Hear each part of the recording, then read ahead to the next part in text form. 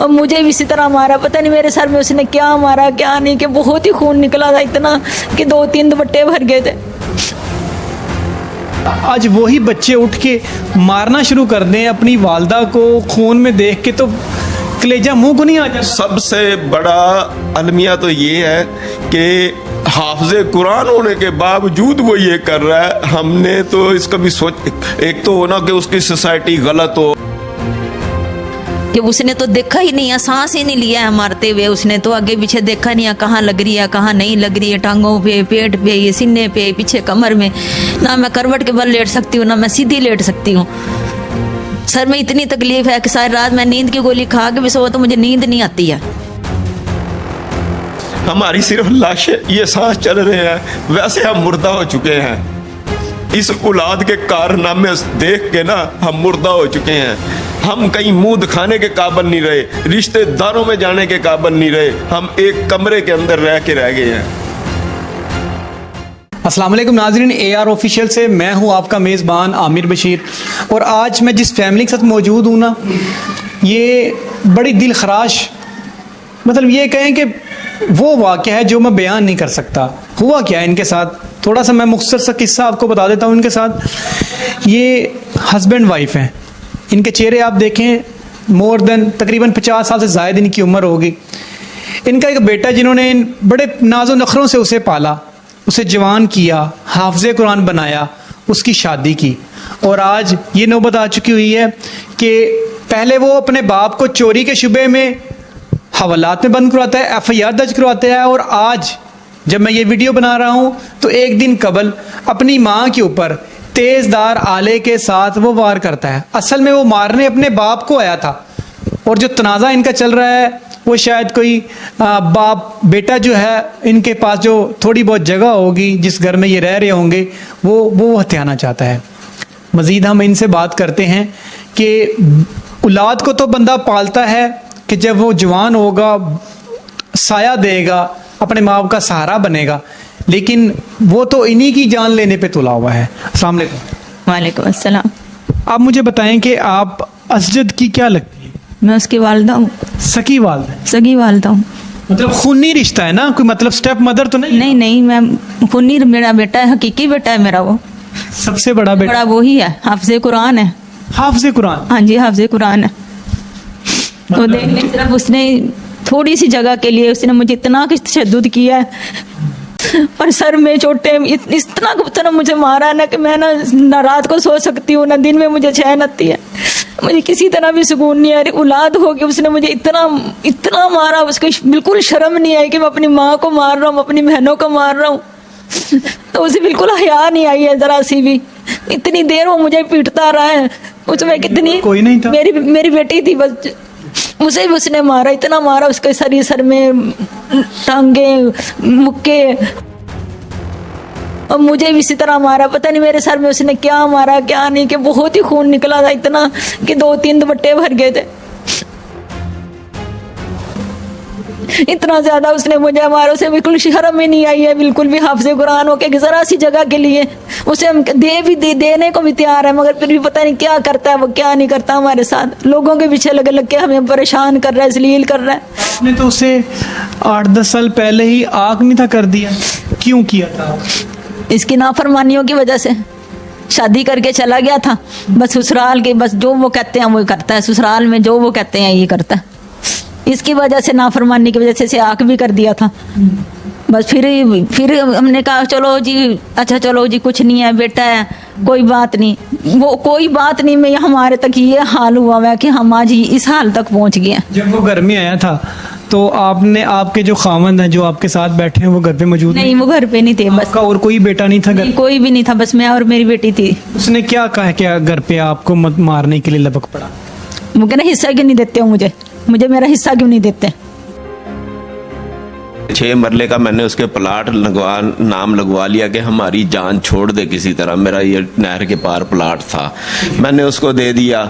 मैंने उसको जब कारखाना वो अपना घर बनाने लगा, मैंने कई दफ़ा घर वालों से चोरी छुपे पैसे भी उसको दिए कि चलो यार ये भी अपना सेट हो जाएगा। तो वो अब सेट हो गया, सारा कुछ हो गया।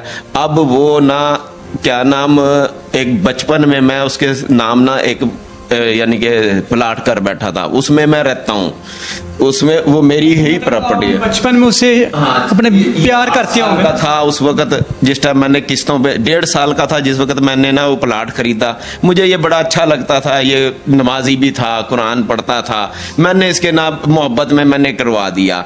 आज ये ना इसने बनाया, ना इसने खरीदा, ना इसने कुछ किया उसमें, और ये ना आज वो लेने के चक्कर में मुझे ना इतना जलील कर रहा है। कभी मेरे पर पर्चे करवाता है, कभी मेरे पर दरखास्तें देता है डीपीओ में, कभी मुझे थाने में बुलाता है, कभी एसएचओ बुलाता है, कभी एक सब इंस्पेक्टर है अब्दुर्रहमान फिरोजवाला में, उसने मुझे बुलाया, अरफान नाम का एक एसआई है, अभी उसने मुझे बुलाया। और यकीन करना कि उन्होंने जब हमारी हालत देखी, जब हमने उनके पास अपना ये मुद्दा बयान किया, तो वो रोने लग गए और उन्होंने मेरे आगे हाथ जोड़ के कहा कि खुदा के लिए हमारे लिए बददुआ ना कर देना।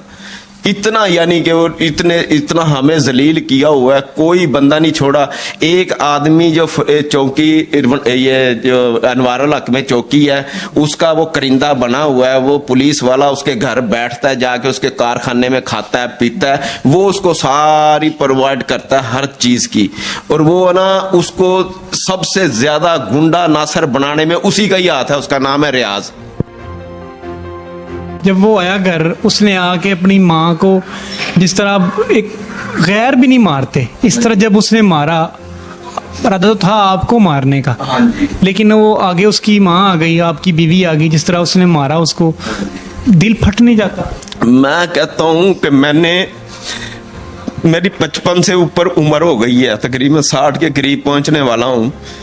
मैंने 60 साल की उम्र में इस लड़के की वजह से इसने मेरे ऊपर ना पैसे दे के पर्चा करवाया, पर्चा करवा के और मुझे हथकड़ियाँ लगवा के हवालात में बंद किया। और मैंने वो जिंदगी में कभी जलालत नहीं देखी होगी ऐसी कि औलाद के हाथों कोई हवालात में बंद हो। अल्लाह भला करे सजाद अकबर का जो एसएचओ थे वहाँ पे, उसमें उन्होंने मुझे सुना और उन्होंने मुझे उसी वक्त ही छोड़ दिया। और अगले दिन मुझे बुलाया सारों के सामने, उनको पार्टी को भी बुलाया, मुझे भी बुलाया और उनको इतना जलील किया। सारे हकायक जब सुने उसने उसी वक्त ही पर्चे खारिज का पर्चा खारिज करने का हुक्म सादर फरमा दिया। आपके पास मुझे बताएं कि आपकी मिसिज खून में लथपथ पड़ी, आपको बताया गया कि आपके हकीकी बेटे ने अब आपकी बीवी को जिस तरह मारा, आपने ऐसे आके उठाया होगा, तो वो बीवी जिसने 30-35 साल 40 साल हो गए आपके साथ शाना बशाना खड़ी है, आज वही बच्चे उठ के मारना शुरू कर दें अपनी वालदा को खून में देख के, तो कलेजा मुंह को नहीं आ जाता? सबसे बड़ा अलमिया तो ये है कि हाफिज़े कुरान होने के बावजूद वो ये कर रहा है।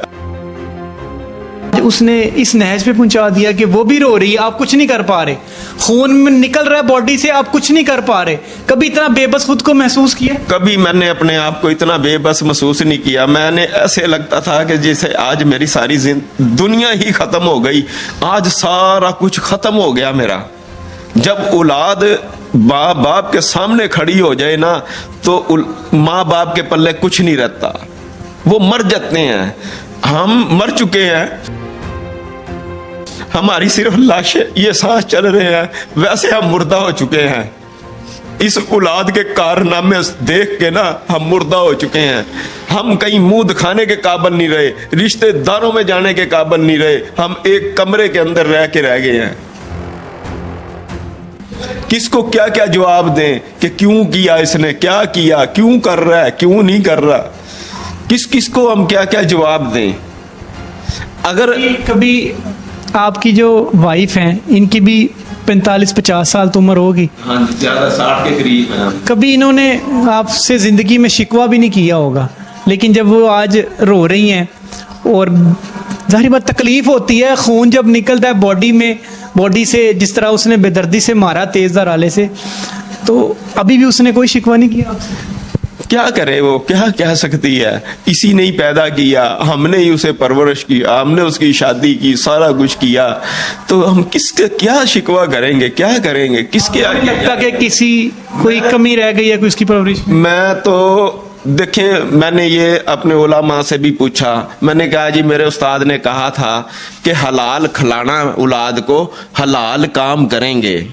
मैंने ये फिर ना इस पे सारी रिसर्च की, सोचा मैंने इसको बहुत। मैंने कहा यार मैंने रात दिन मजदूरियां कर करके, रात दिन मेहनतें कर करके इनको पाला, और कुरान हाफिज मेरा इंसान का जो दारोमदार होता है ना औलाद को पालने का, सिर्फ शादी तक होता है। शादी तक उसने कभी मेरी तरफ आंख उठा के भी नहीं देखा था। जैसे ही शादी होगी वो तो फिर दूसरे का हो जाता है ना सारा सिस्टम, तो फिर तरबियत वो दूसरे करते हैं उसकी है? जब वो, अच्छा मुझे एक चीज़ बताएं, जब वो आपके ऊपर लपका आपको मारने के लिए, आपकी बेटी भी वहाँ पे मौजूद थी, उसको भी बेदर्दी से मारा था आपने, सारी बात है माँ है ना, जब बेटा माँ को मारे, बेटी ने बर्दाश्त नहीं किया, वो सामने आई, उसको भी उसने मारा, आपने उसे कहा नहीं कम वक्त कर क्या रहे हो तुम? भाई कुछ भी नहीं कहा गया। वो तो जैसे उसके अंदर तो बिजलियां भरी हुई थी मारने के लिए, उसने तो कुछ देखा ही नहीं है कि अब मैं हटाती भी रही हूँ उसे, जितना मेरा जोर था, पर मैं नहीं हटा सकी उसे।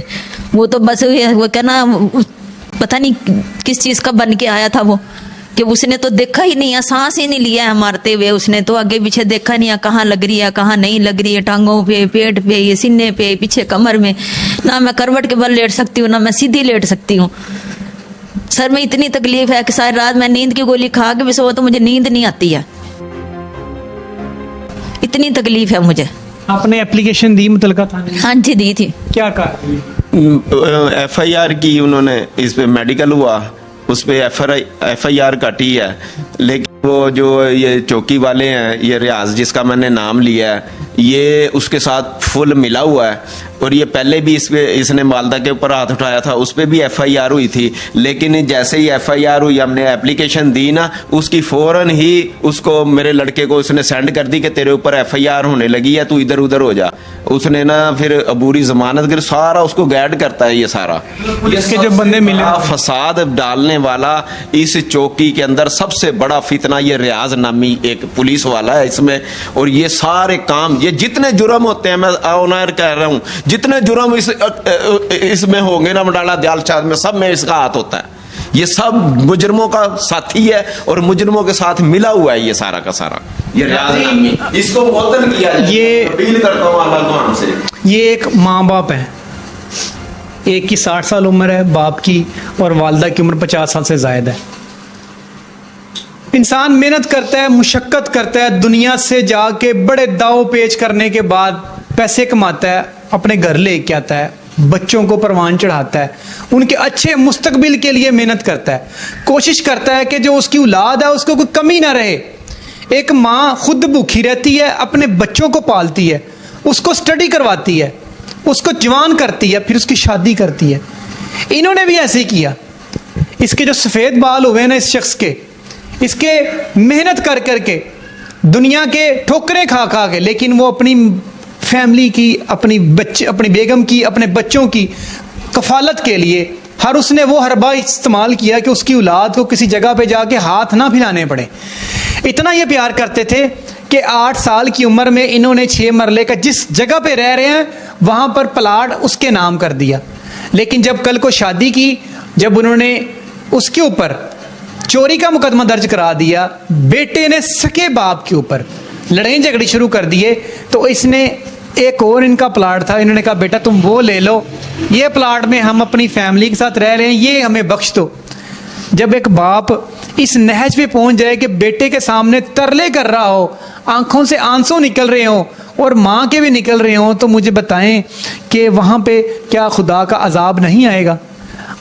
गुज़श्ता दिन, एक दिन कबल इस माँ को बेदर्दी से मारा गया है। इसका सारा जो सर है, मैं वीडियो आप उसकी देख भी रहे होंगे स्क्रीन के ऊपर कि किस तरह मारा गया है, तशद्दुद हुआ है। FIR दर्ज हो चुकी है, लेकिन अभी तक कोई कानूनी कार्रवाई नहीं हुई। पुलिस का जो यहाँ पे एक मुलाजम है, जिसके बारे में जो मुलजम के वालिद हैं वो बता रहे हैं कि रियाज नामी जिसने यहाँ पर जितने भी जुराइम हैं उनकी सरपरस्ती जिम्मे ली हुई है, और वही उसको भी प्रोटेक्ट कर रहा है, दाव पेच बता रहा है। और आज ये दिन आया है कि बेटा, सका बेटा, जिसको 8 साल पहले आग कर दिया हुआ था, आज माँ बाप के सामने खड़ा है और उनकी जान लेने के दर पे है। अब देखना यह है कि कानून हरकत में आता है, ये ऐसे ही ख्वाब खरगोश की नींद सोए रहेगा, तो हमारे जो माएँ हैं, बहनें हैं और जो बाप हैं, जो इसी तरह जलील होते रहेंगे, इसी तरह उनकी जो इज्जतें हैं वो बेआबरू होती रहेंगी। इसी के साथ अपने मेज़बान आमिर को इजाज़त दें। अल्लाह निगहबान।